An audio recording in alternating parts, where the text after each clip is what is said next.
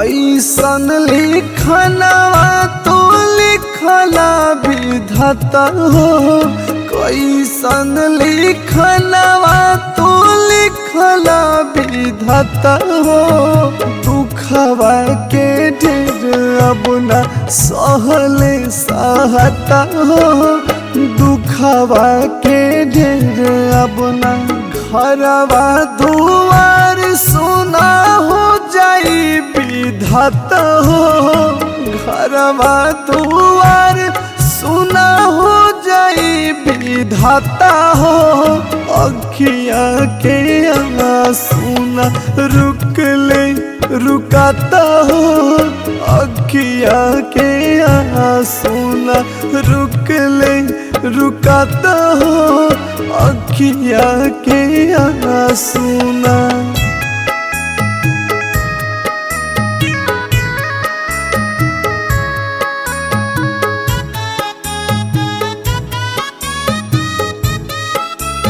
Music by Nilesh Sharma.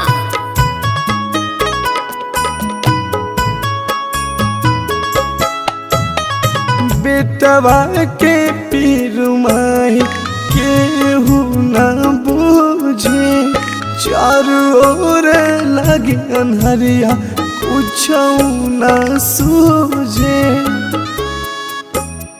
बेधेला बेचैनी न बुझाला हो, ताना मारे हंसे दुनिया, सब कुछ लगे छीनी जाला हो। कौन रीत बकहनिया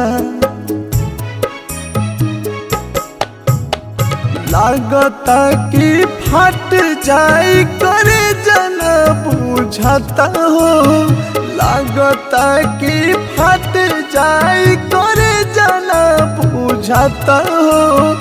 कैसन लिखना तू लिखला विधाता हो, कैसन लिखना घरवा दुआर सुना हो जाई विधाता हो, घरवा दुआर सुना हो जाई विधाता हो।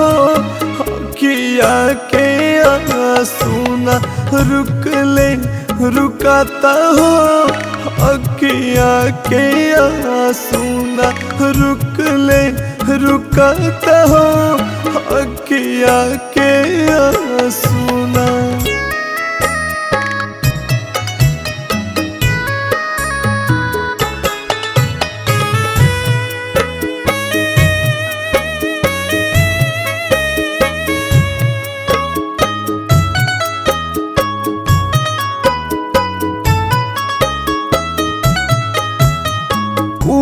के करे जमाई तड़पता दिल हो, करी फरियाद हम त जियल भइल मुश्किल हो।